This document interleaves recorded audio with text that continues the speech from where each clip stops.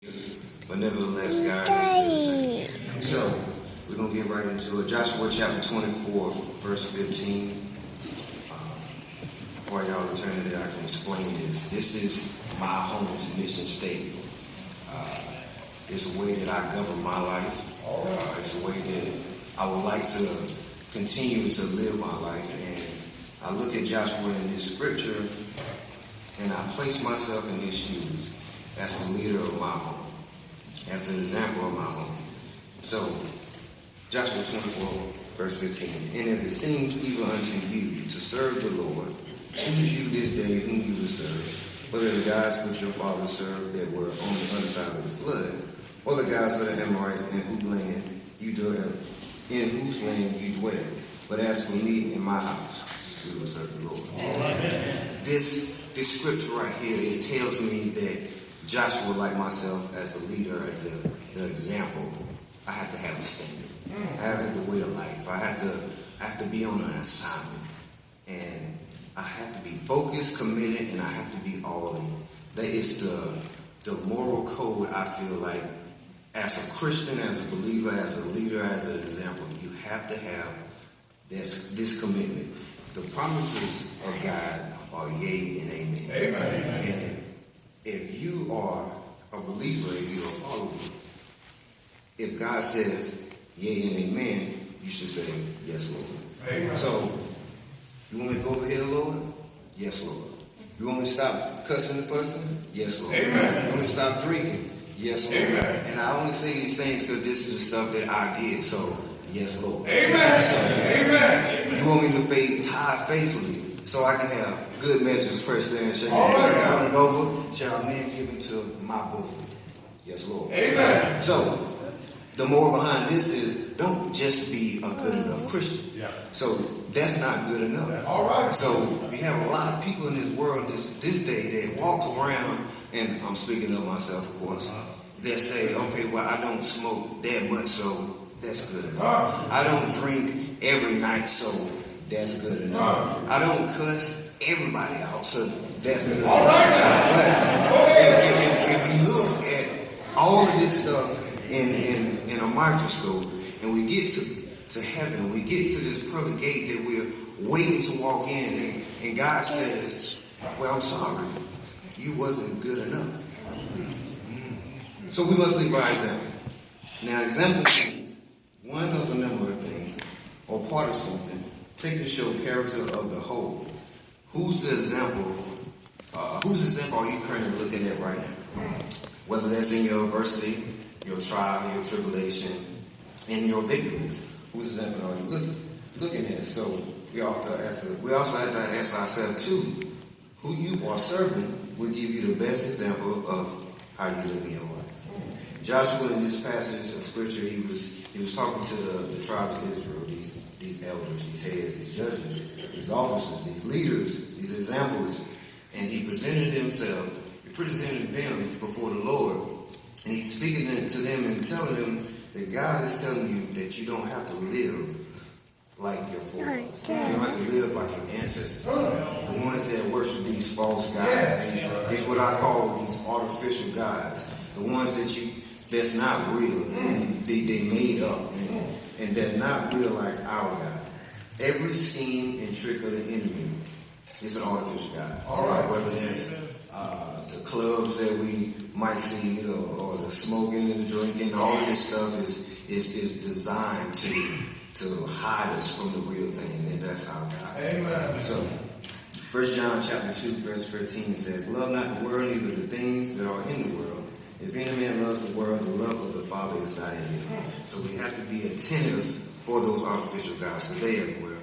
And they're not going anywhere anytime soon. If they was to go anywhere anytime soon, we wouldn't have nothing to worry about. We can walk right into heaven and the doors will be wide open for it, but that's not good. So, how many people want the real thing? That's the question. How many people want the real thing? It requires hard work, dedication, commitment. Amen. And you're going to have to put away some things that you don't want to. I don't know how many kids present in here that want to eat my words up, but I'm sorry. I used to love drinking. I used to love smoking. But when God entered into my life, I realized that there are bigger things and better things than the things that I wanted. All right. My flesh. All right. I couldn't satisfy my flesh. But we know that God is real. And we know such a God in Deuteronomy chapter 6 that tells us that he brings us into these beautiful cities.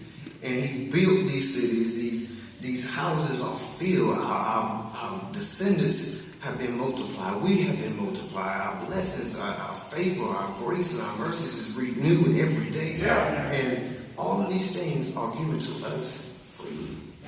All we have to do is just lay down ourselves to access these benefits, these brand new mercies every day. So Joshua was telling these people, and I like the way he said it. He said, choose you this day. That's a rhetorical statement, because he already made up in his mind what he was going to do, who he was going to serve. He already made that up. So he was trying to use reverse psychology, let them know, look, I already know who I'm going to serve. It's up to you. All right. You choose. You. Who you going to serve. Amen. But he said, option A, God. Option B, your false God. Or the artificial gods, I'll call them. And see, these artificial gods, they turn you to, if you continue to get them, you become an artificial Christian. And everything in your life is artificial flavoring. So everything is not real in your life. So, I just had to put that in there. So it's about accountability. It's about responsibility. And when he said this rhetorical statement, he was waiting for the people of Israel to confess with their mouth that they hear him, they acknowledge him, and that they're going to take up their cross and they're going to walk with him. I'm sorry, they're going to take up their I had it. We're going to delete that. They're going to take up their pride and they're going to walk with him, follow his lead, his example, and love God, cherish God, and honor God. Now, Joshua showed these leaderships that I feel like in a home, and we should exhibit every day as a husband, as a father, as a brother, as a man, as a woman. If you want to be the best believer, the best true walker that you can be, you have to have these certain qualities. He was willing to move. He was committed to truth. You have to forget the thoughts of people, because other people are not going to feel and think the same things you do along this Christian journey, and you have to take a stand. So when he was standing there talking to these elders, these judges, these leaders, these officers, he was telling them, it doesn't matter who's against you. It doesn't matter who's for you. It doesn't matter who doesn't like you. It doesn't matter what's behind you, 2015. It doesn't matter what's ahead of you, 2016. It doesn't matter if you're cool with me, if you don't like me because of what I'm saying and the truth that I'm telling you. It does not matter. You could be single, you could be married, you could be dating with godly morals and standards. You could be a child, you could be an adult, preteen.